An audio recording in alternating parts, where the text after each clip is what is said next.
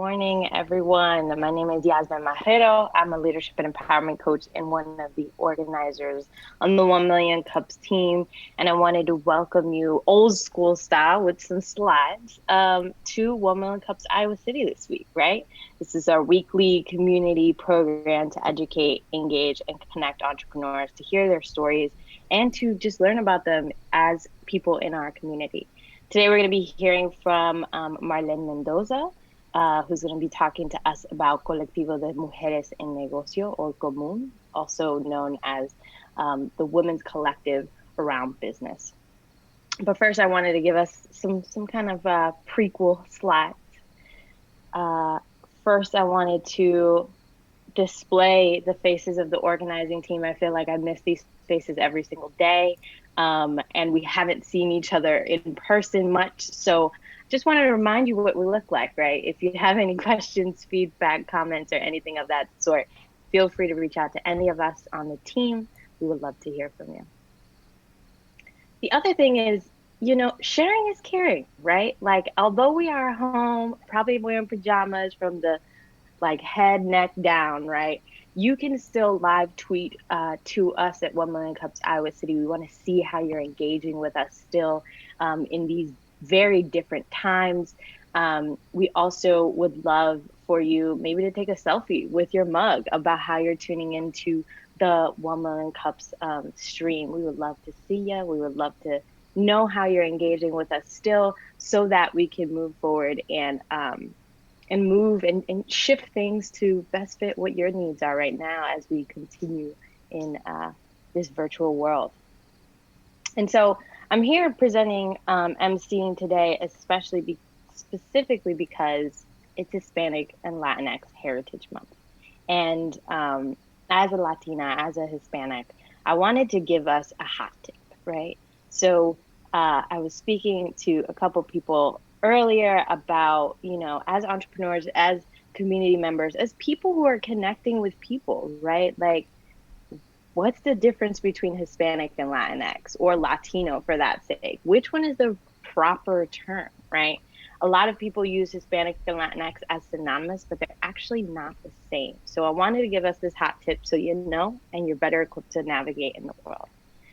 Hispanic and Latino are pan-ethnic terms, right? So they describe a set of people specifically used in the United States of a similar culture. They share some level of similarity, which differentiates that from race. Hispanic is specifically people of Spanish-speaking descent, most notably from nations that have been colonized by Spain, hence the Spanish-speaking. Now, this term was adopted by the US to identify a specific set of people who could be of multiple races, but were similar in this kind of ethnic way.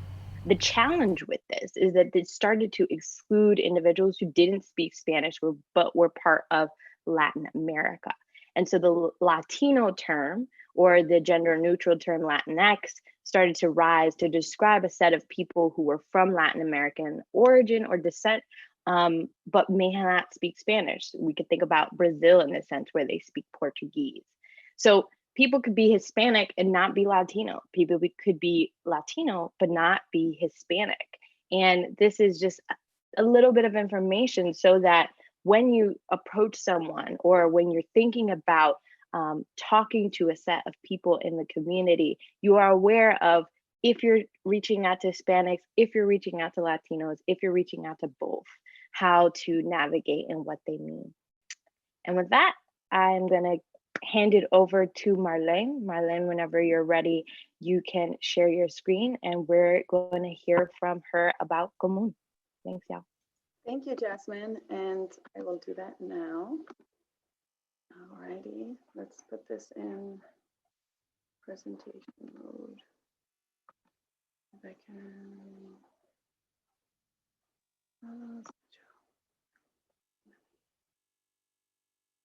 Okay. Buenos días, todos. Good morning, everyone. My name is Marlene Mendoza. It is a pleasure to be here with you all for 1 Million Cups. I have heard of 1 Million Cups endlessly from Jasmine, so she is a great board member for this organization, and I'm very happy that now I've had the opportunity to, how life brings you around, to be able to be here and meet all of you, meet the network, meet the people who join this community every morning. And I'm excited to present this concept idea.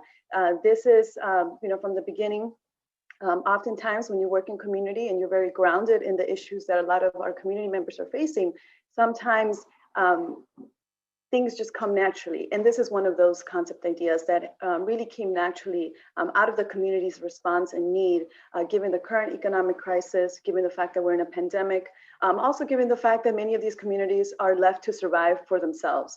So how do we create survival strategies? Because that's what we've always been doing. So I wanted to take advantage of this space to not only introduce myself, give a little bit about my story and how I ended up in these kind of community spaces, but also to really hone in on the idea of what a business owner and entrepreneur means within our community, and how that looks very different to our very, the first idea that we come to think of when we think of a business owner. We always think that they're always physically in a store, or they're physically, technically all set up and ready to go. But to start the conversation, I think it's best for folks to kind of understand how I've been engaged in the community, my background, and what led me to being an Iowana, which is a term in the Latino community that I love that a lot of the Latino business owners tend to use. They call themselves Iowanos, Iowana. Really, it's just saying you're an Iowan in Spanish. So, being here in Iowa has taught me a lot. I was born and raised in Chicago to a single mother of 6. The first picture you see here on my journey map, and for those of you who haven't done this activity, you should check it out. I think it's a really cool way for you to share kind of your experiences and and how life has shaped or molded your experiences. So the activity is called the journey map. But as you can see, the first picture here is actually a picture of Little Village in Chicago. So Little Village, or translates La Villita in Spanish, literally meaning a small village, is on 26th Street. So it's a whole street that goes down very many blocks. So right now I have actually, one of my brothers actually lives in Little Village, which is great because we grew up on the west side of the city. And as everyone knows, Chicago is very multicultural, but it's also very segregated. So we knew of Little Village, but the only times, usually on Saturday or Sunday, that we went down to Little Village was to always go and get either food, dresses, Mexican cowboy boots for whatever occasion we were doing, different things that reminded us, or specifically my mother, of her hometown. And this was our shopping center. This was the economic backbone to a lot of the Latino communities in this regard in Chicago. It wasn't until I got older that I realized the importance and significance of small local businesses, specifically mom and pop shops, in my area, and what that meant to that community, how that allowed them to thrive. And it wasn't just the mom and pop shops that you saw on both sides of the street. It also included people that were selling things on the street vendors. If you ask any Latino, you ask them, they know their corn lady, they know their, their ice cream lady, the tamale lady. Like, these are all tend to be women who are selling food on the streets, to make a living. As when I was growing up, I didn't think much about that. I just saw them as, here comes Juanita coming in, gonna sell tamales. I know for a fact that every Sunday morning, 5, 6 a.m., she's there selling her tamales and her coffee or champurrado to the people who were getting up early, break of day, to go to work. But when you get older, you start to realize that these are the kind of businesses that we not only support our community, but we help feed families within ourselves. Oftentimes, these businesses are not, obviously, you could say legal or have a lot of permits, but we can talk a little bit more about that. So the first picture that I put up is Little Village because that is my hometown. That is the area in Chicago that really helped raise me and see the economic business that a lot of communities tend to have for a survival tactic for themselves. We understand that no one will come and save us. We understand that oftentimes if we want to get stuff done, it's people from our community that have to figure out ways to do that. One of the examples that I also give that, within our own community, we don't realize because we just naturally do it, is the concept of a tanda. So if you know what a tanda is, anyone watching here on Facebook Live, a tanda, or TANDA, is a way that the community tends to do microfinance loans. We understand that maybe due to lack of credentials, immigration status, credit score being a huge one, we often don't qualify for loans. In the community, whenever an issue arises and someone is struggling, naturally we bond together in a more collectivist approach, and we decide to give each person a number. That person then is told, you have to be, you're let's say 1 through 10, and each person is supposed to pitch in $200. So the first person in that list is a person obviously that needs the help the most. When we all pitch in that kind of money, we give that money to the person, let's say that they had healthcare bills, or they had, their car broke down. Because oftentimes in these communities, you are literally a muffler away from trying to figure out how you're going to budget your income, right? These are low income residents that I'm speaking about, the population. This is where I grew up. So we do these kinds of things, Dandas, to help and support each other within the community. When I bring up this example, because my background is in policy, and I talk about, when we talk about building community policy or recommendations, think outside the box. Don't tend to think about the way that you tend to approach an issue. Think about how you already solve issues in your community. How do we adapt that method and language into certain policies to then help out the larger community? So this is an example that I tend to bring up a lot with the young people that I work with when I engage them in their local policy.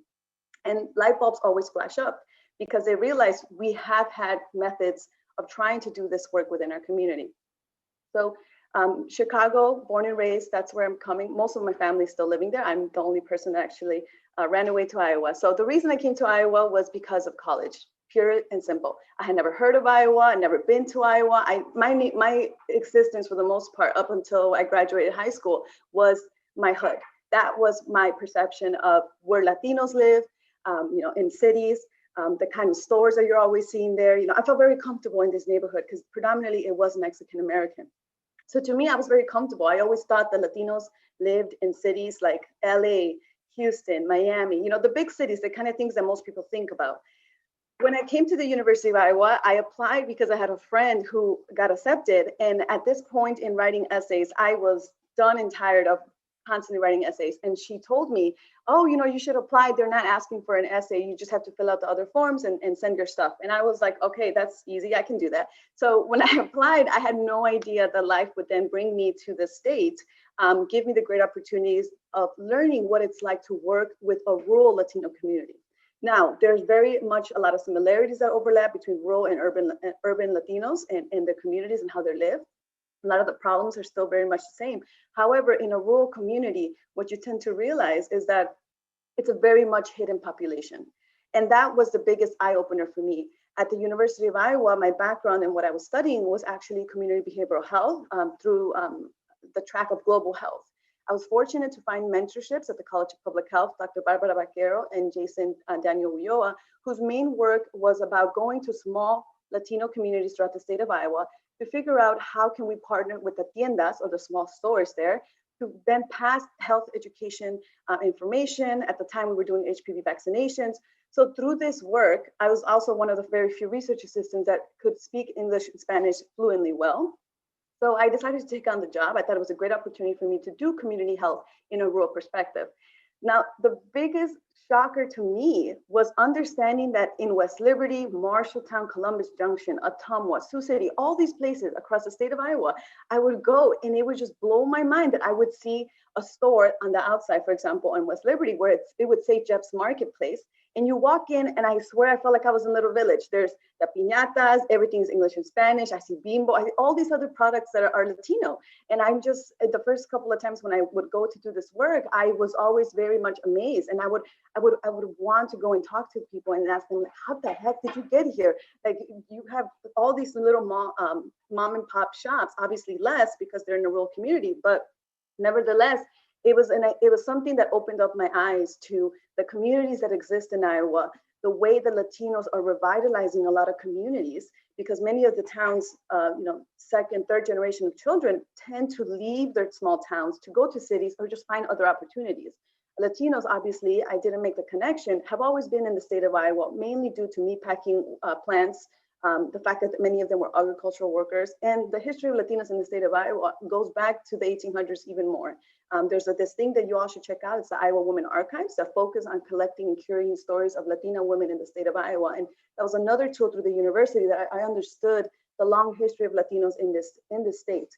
That being said, through that work, I was able to connect and meet a lot of women that reminded me of my aunt, my mom, all the women in my life that were business owners, but never saw themselves as business owners.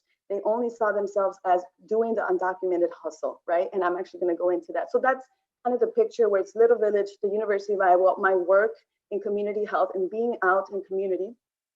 Then after I graduated from the University of Iowa, in my background in public health, I realized that oftentimes the work that I was doing in communities only went so far.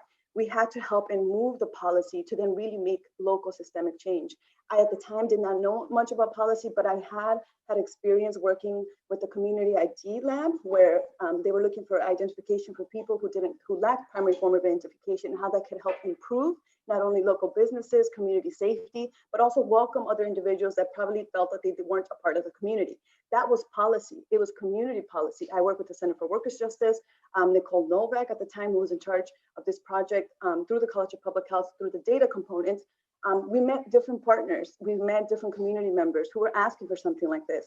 That was a very beautiful experience. And I realized that you can combine your community relationships, leadership skills, policy, data, all of these things together to then work towards a collective goal in the community and really make that kind of change. That led me to go to the Washington, D.C. I worked as a research assistant at the Center for Law and Social Policy, went up on the Hill, talked to congressmen, helped draft legislation, helped draft recommendations and policies specifically to young adults. I did that for 2 years. I got a lot of skills in being able to take my skills in community and then bring people in policy and marry that. How do we bridge the advocacy issue to the policy issue and make certain local policy changes? At the time, I was very focused on young adults. Fast forward a year ago, actually, I moved back to Iowa mainly to pursue higher education, but life throws things at you. COVID happened, the pandemic happened. I put my schooling on hold, but I decided that given all the skills that I had and that I knew that I had many community relationships here, I went out and rebuilt them through my community work with League of United Latin American Citizens, or LULAC. So that's the last picture here.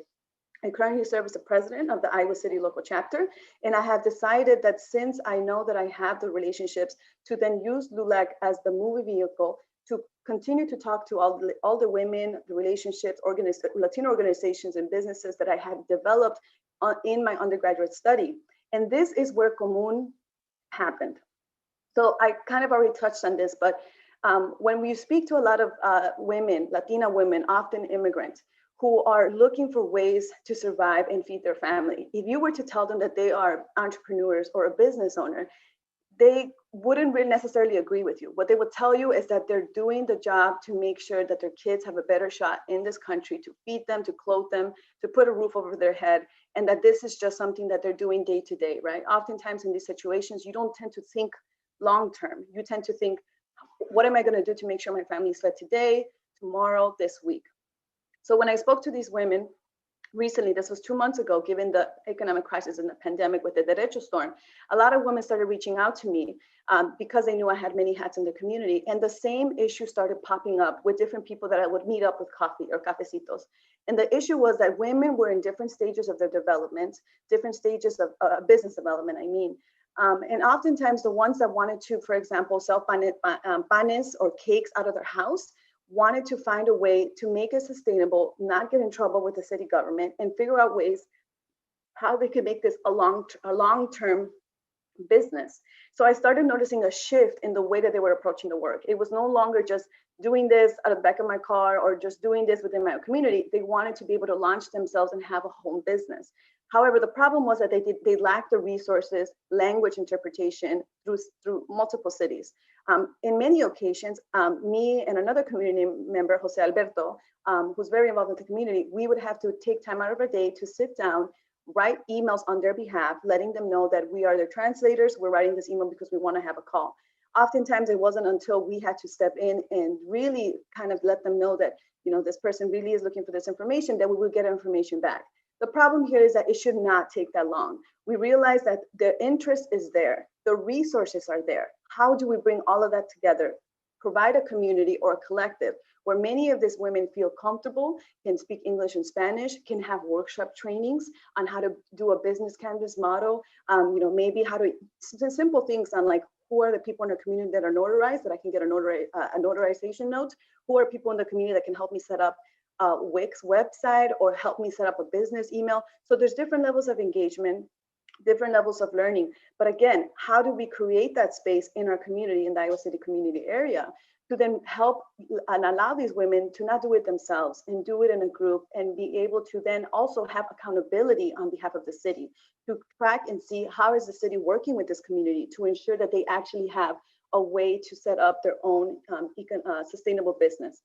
Given the derecho storm and the economic crisis, like I mentioned earlier, this is only going to become, moving forward, this is only going to become something that's going to be higher in demand.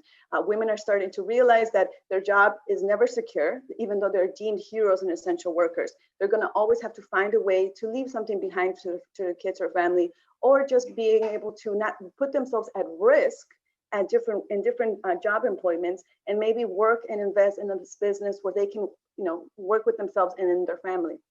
So the demand is definitely there. So how does something like Comun also tie into the kind of work that I do in the community? So really, there's really a method into building movement together that I've realized that tends to happen naturally if you have the patience and time to do it.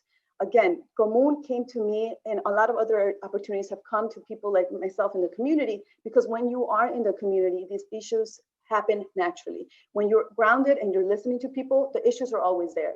So the reason I have a tree on this picture here is because at the core or at the trunk of what this is community relationships, is the long, hard work of listening to people, taking them out for coffee, well, less now because obviously the pandemic, but actually getting to know those individuals and what they're doing in the community, where they come from, how can we assist them, and genuinely building that relationship.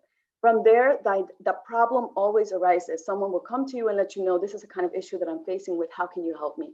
From there, what I tend to do and then pull in everyone's resource is really technical assistance. How can I connect you to a person that knows that information, but I'm not?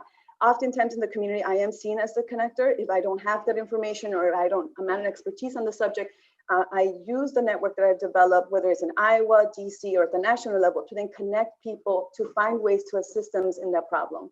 From there, what ends up happening is that we tend to mold leaders in that process. We let them know, you came with a problem, we're going to give you the technical assistance, but then also how do we learn through that process so that you yourself can become a leader, and then you are a person in the community that can then teach some of this stuff, a pass it forward kind of model.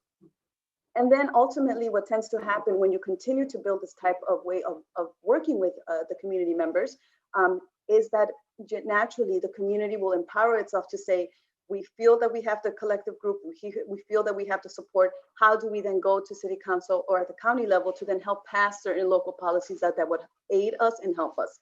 So that tends to be the way I realized that I tend to work with a lot of people, whether it was in DC, Iowa, or other places that I've been. So Comun is very similar to this. It started with community relationships. They identified the problem. I'm currently in the process of pulling together all the resources that exist, because we don't want to recreate the wheel. We just want to be able to pull those resources, find ways to translate them, get translators, then have meetings where we not only give the information to these women, but then help train them to empower them. And then they themselves can then empower their communities. And ultimately, the goal is eventually to find ways, if there's something in our current city that doesn't allow them or restricts them, or things that other people probably might have not thought of, how can we help and then inform on that policy? So that is really that concept or idea of Comun. And this is one small thing that tends to come out of my consulting work. I am in the process of setting this up, I guess you could say through a more established avenue like an LLC. But however, the work still continues, and that is what I'm doing. But thank you all for this time to share my story and how I'm involved with the community. And I hope that I can find individuals that have some of these resources that we can connect with, and then find ways to adequately translate and then use a collective to empower these women in their own setting and here in the community, one that very much boasts and enjoys local businesses. I hope that we can do the same with this community and see them as who they are. They're Latina empowered women who are trying to feed their families through this aspect of being business owners themselves. Thank you. Thank you, Marlene. Just I I see so much of what my experience is, even though I'm not Mexican or from Chicago. I'm from New York City originally.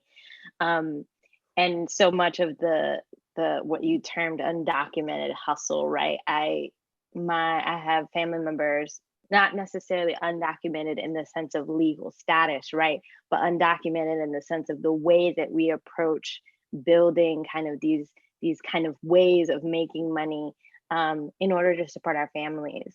And we're going to move now into kind of Q&A, and I want to actually kick it off because I found a theme in your talk was a lot about language and about the ability to be able to communicate. Um, and so my question is, as you do this work, how do you overcome the biases that may come from someone who is attempting to build a business, attempting to access these resources, but perhaps the biases about their education or where they're from, their legal status even, starts to create a barrier for them? Yeah, that's a great question, Jasmine. And that's one of the things that I want to be able to tackle on with Comun. There is no, at least I have not been finding in the last 2 months, a placeholder where all this information, just a basic, I know, for example, through the city of Iowa City, if you go on their website, there is an actual packet on how to start a business in Iowa City. Now that packet is not in Spanish, and I don't pretend to be an expert in Spanish that I can translate that myself. So there's lack in resources and people to adequately translate some of this information. We have found Victor. We're so lucky to have him. But again, this is one, maybe two people in the whole state of Iowa. He's actually with Iowa State University, and he himself focuses on doing bilingual workshops in English and Spanish on how to build a business canvas map. There is an immigration entrepreneurship summit that I just recently found out about that it is happening. So I'm starting to find the resources, but there's nothing that can really pull all of them together in a place where we know who the people are.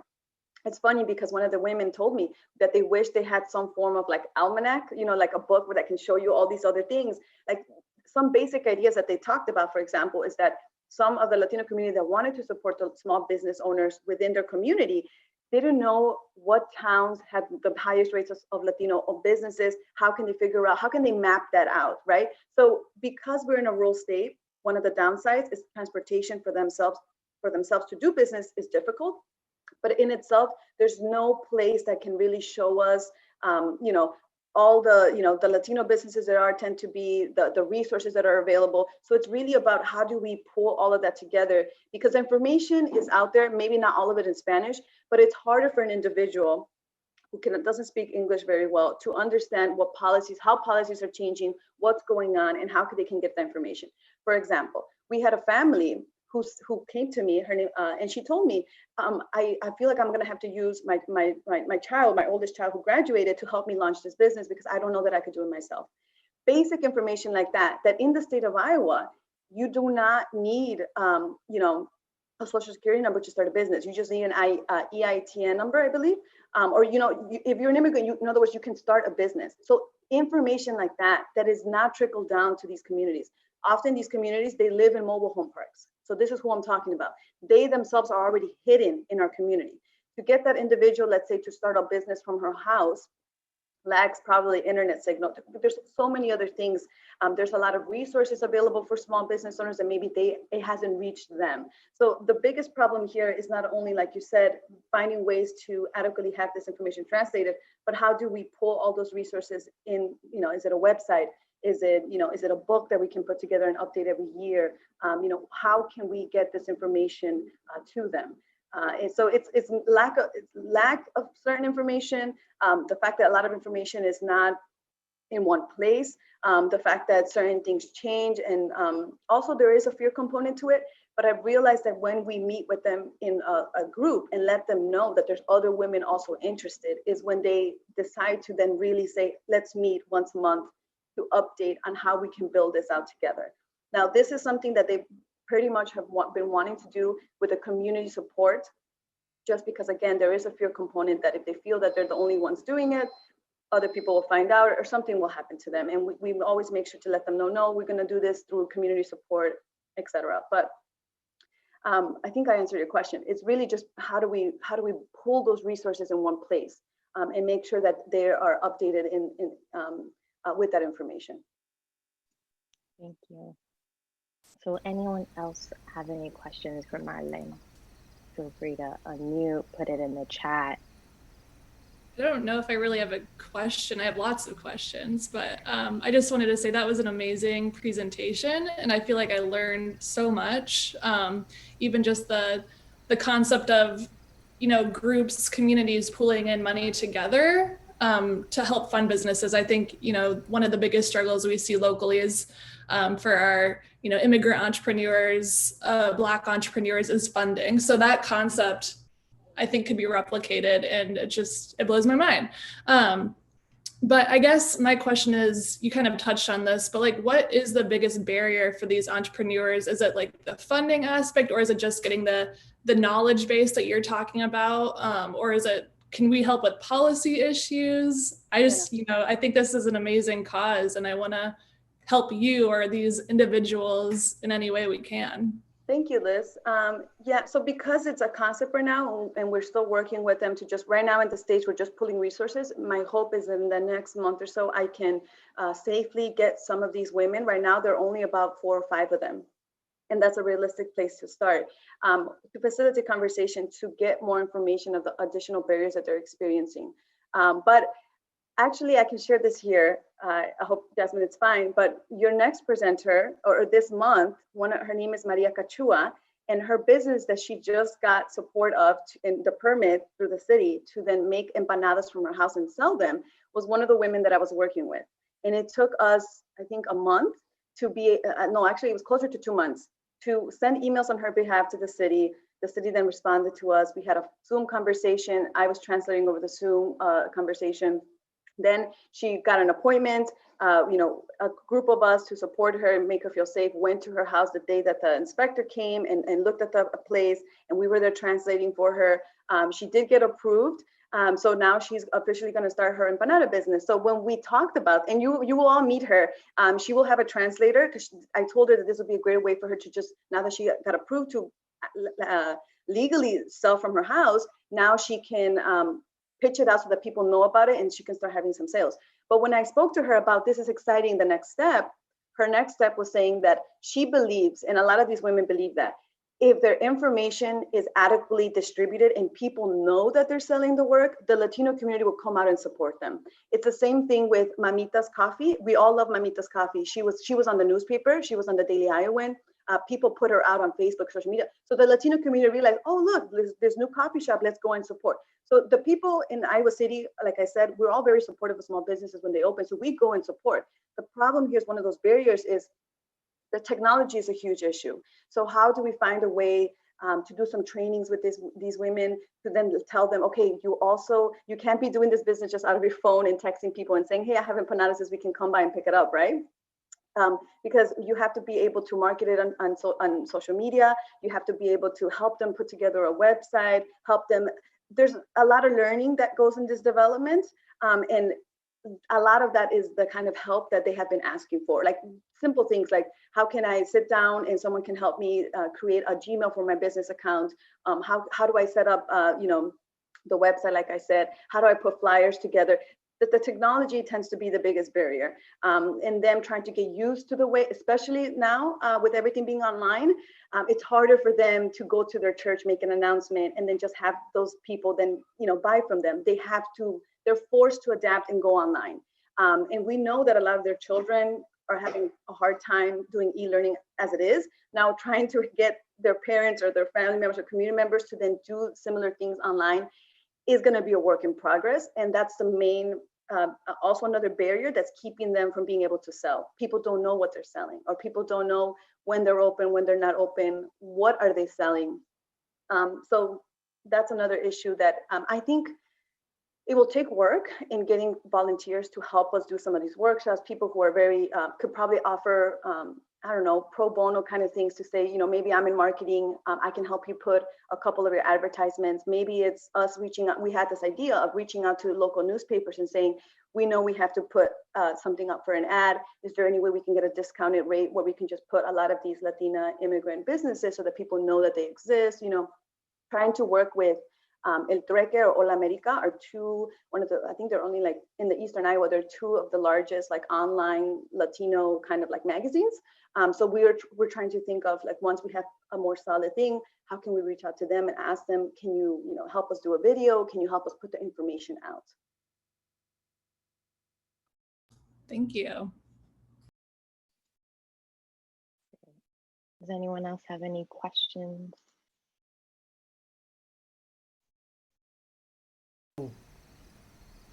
It's really fascinating just hearing about all the stuff you're doing, and about kind of how it's kind of this economy within an economy, just because of the trouble with getting credit because of the credit score issues and all that. Are there any like credit unions or banks or anything, smaller banks? Like the larger ones probably will be like, I don't want to fiddle with this.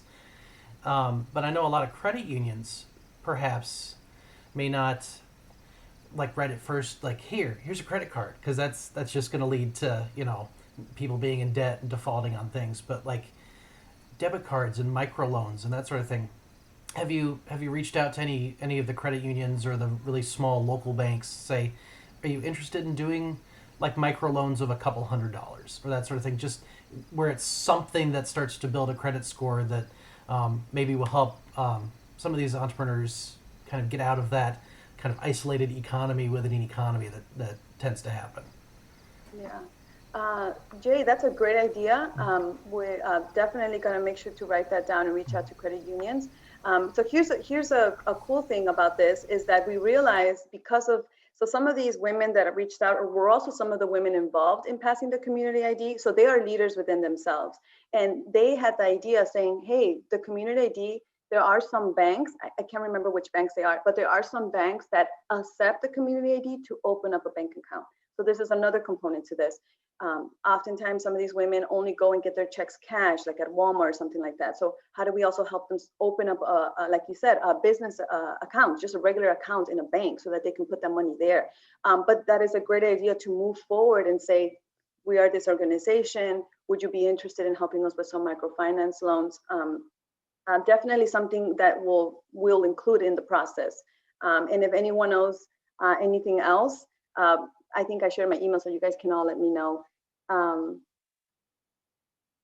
But yes, so sorry, I was reading something. Yeah, no, that's a great idea, Jay, and definitely something that we will reach out to. It doesn't hurt to ask and just show people. And I think if we can come with a collective message and support from, for example, Million Cups, ICAT, other places to say, this is a way that we can support our small businesses, helping them to just, with small microfinance loans would be a good strategy, because the more people that are supportive of this idea and can say like, this is something that we should support, just to, even if it means a trial run, right? Like right now, like I said, I'm working with only 4 to 5 women, just to see what would happen when we invest in some of these women in our community, to see the outcome, right? Thanks, Jay.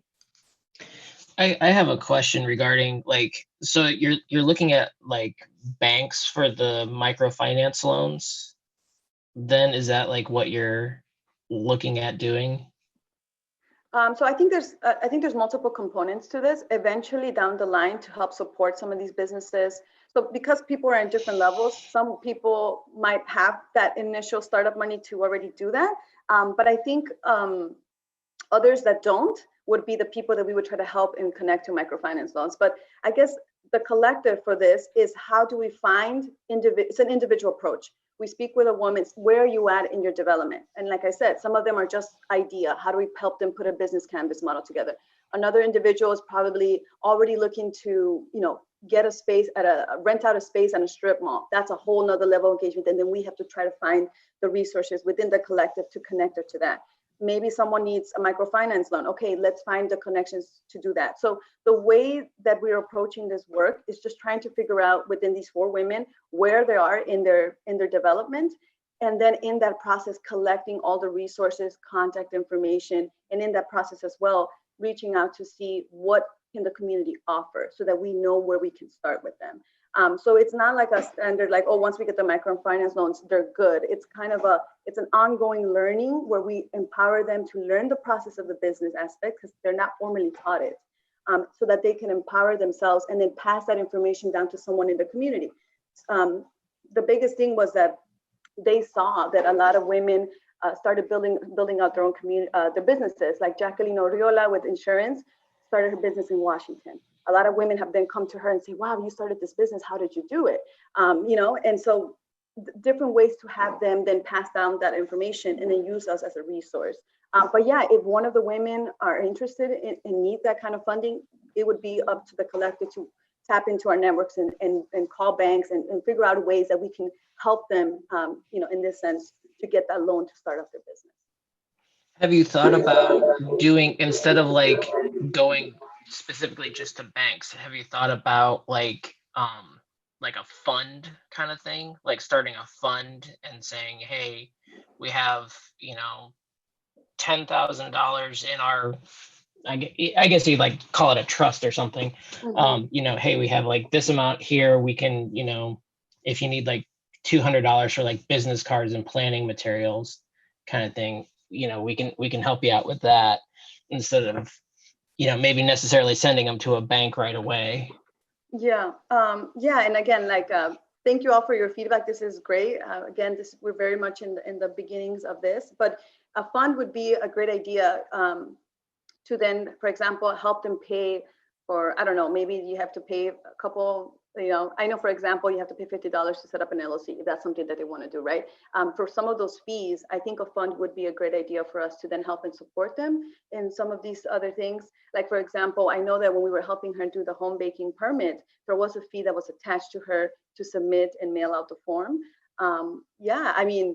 If anyone here has $10,000 for this fund, let me know. We can start putting that kind of money together for some of the processing fees or anything that they need in that regard. But that is a good idea. Yeah.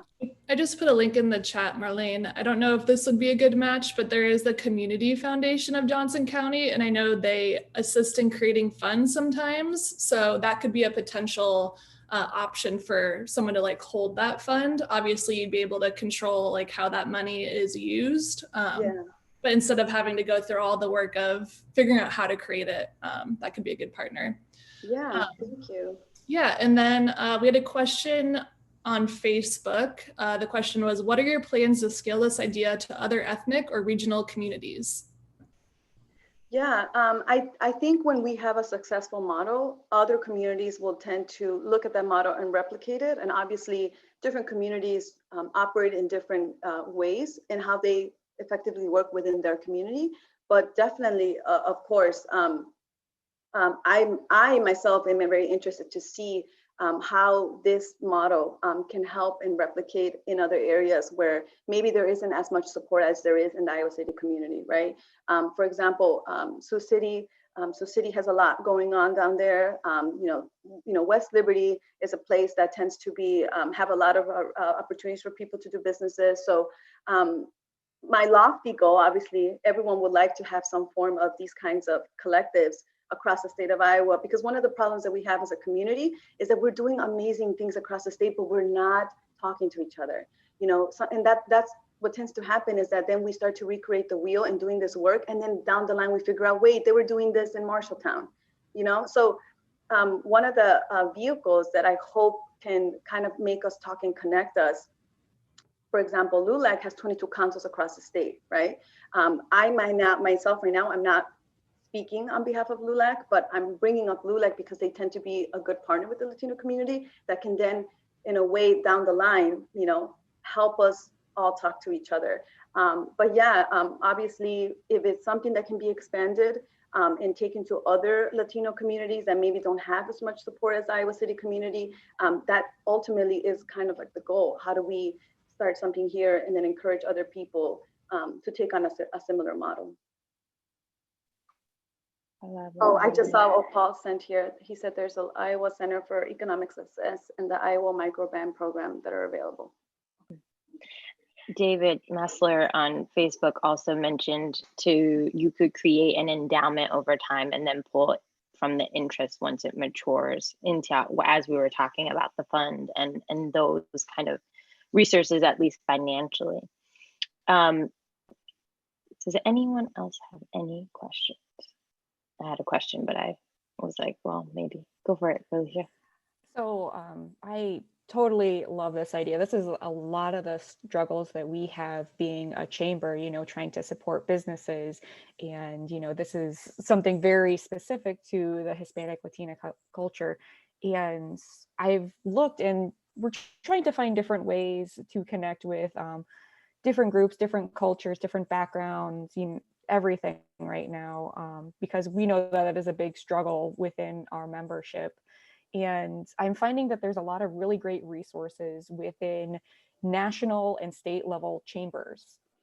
And I was just kind of doing like a quick look. Iowa does not have a Hispanic Chamber of Commerce, but there are a lot of other states that do and have a lot of great resources that, might help make a template for.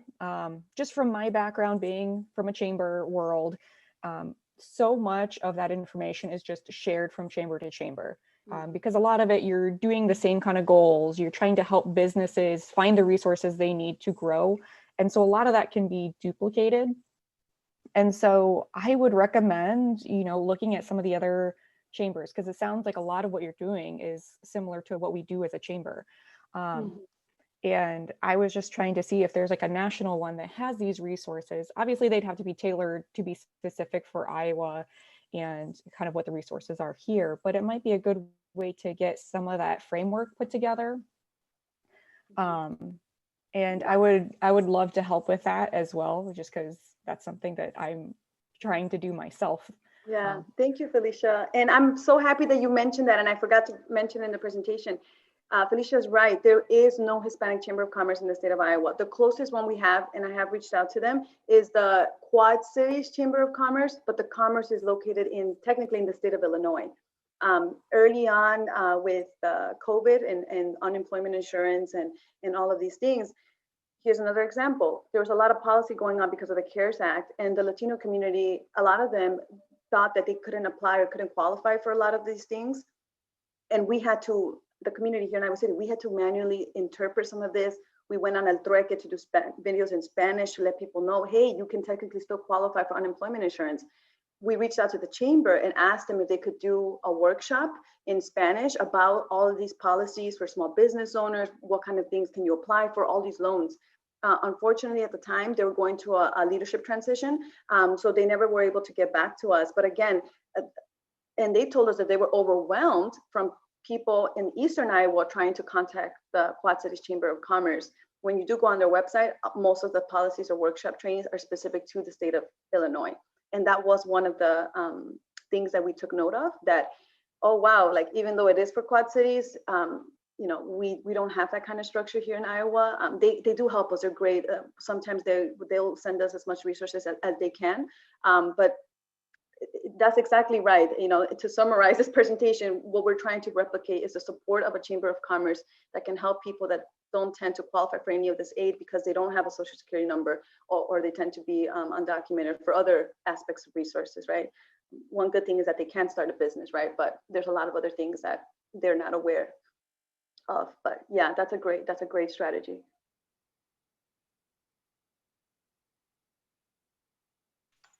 I got another question. How are you getting the word out? I mean, I know you're starting small with 4 or 5 women. Like if it's able to scale and get a little bigger, how are you gonna get word out? Like, website kind of marketing, like going further, from if it does take off. Yeah. When fingers crossed, when it does take off, a lot of the ways, so there's a lot of people that we already know that are technically they're business owners. They're selling a lot of this stuff. So it's only a matter of reaching out to them and letting them know, like, hey, we know that you have a business. would you be interested in making that sustainable or finding ways that you can formally be trained in that? So that's one branch of it. The other branch of it is that we know a lot of community-based organizations, to mention some, Iowa City Compassion, who tends to work with this population, Iowa City Catholic Workers.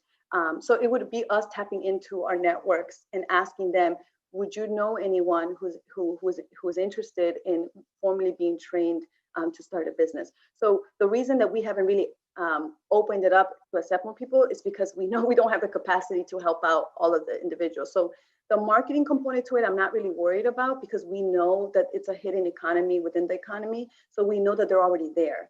So we want to make sure that we have a stronger foundation before we then go out to reach out. But once we get there, I think one of the biggest strategies that we use is oftentimes showing up at churches. It has worked a lot. So if you go to a church and after church, you make an announcement and say, hey, we have some information for people who already have businesses or interested in businesses. Come here back. We have coffee, bread, whatever, and we'll talk with you. That's the same approach that a lot of Latino organizations do. So for example, LULAC does the same thing, but for voter registration, right? So we definitely know the networks that we have. We definitely know how to approach the work. A lot of the times if we do a video or a conversation with Al Trueque or Hola America, all in Spanish, the word gets out, and that tends to be through Facebook. Definitely putting some form of like ads on the Latino newspapers would also be helpful. And also mentioning LULAC as definitely a key partner that can spread that information across the 22 councils. So there's definitely ways that we can spread that information. It's just us trying to make sure that we have something solid before we get people's hopes up and it doesn't come out truly in the way that we envision it. But yeah. Looks like we have a question from Facebook. How can we set up as a community of entrepreneurs help your organization with things that the Chamber of Illinois is unable to? Yeah, so something as basic. So when we asked the Chamber of Illinois if they could do small business, the different policy of small business loans during the pandemic, they did tell us that they did not have an adequate translator or someone that can do the workshop in Spanish. So they could only do it in English. And because of the community that we tend to work with, some of them do speak English, they understand it, but just being honest, like the majority is fluently just speaking in Spanish. So again, that is a language barrier. Resources and finding accredited translators or people that can translate this information in Spanish is very key and crucial. And unfortunately, it's something that the Quad Cities Chamber of Commerce was not able to help us with. We found one person, his name is Alberto, who's I think is like one of 5 or 6 in the whole state of Iowa that is certified to translate like legitimately at courts, meetings, city meetings, stuff like that. So we understand that the resources are limited.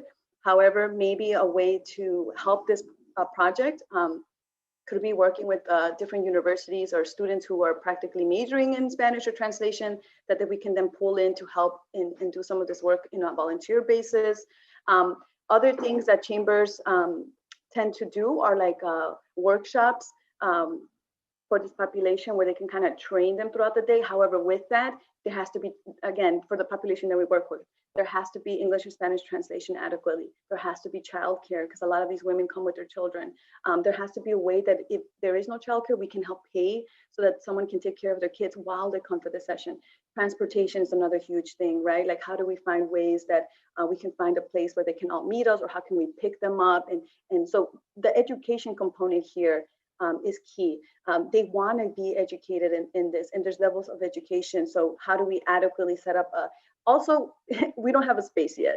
So if anyone knows of any organization that would be willing to host some of these like monthly meetings or a place where we can have some of these workshops, that would be crucial, right? And then maybe transportation comes afterwards, trying to figure out how do we carpool to bring them there. But in a sense, they're trying to enhance their education in this business aspect.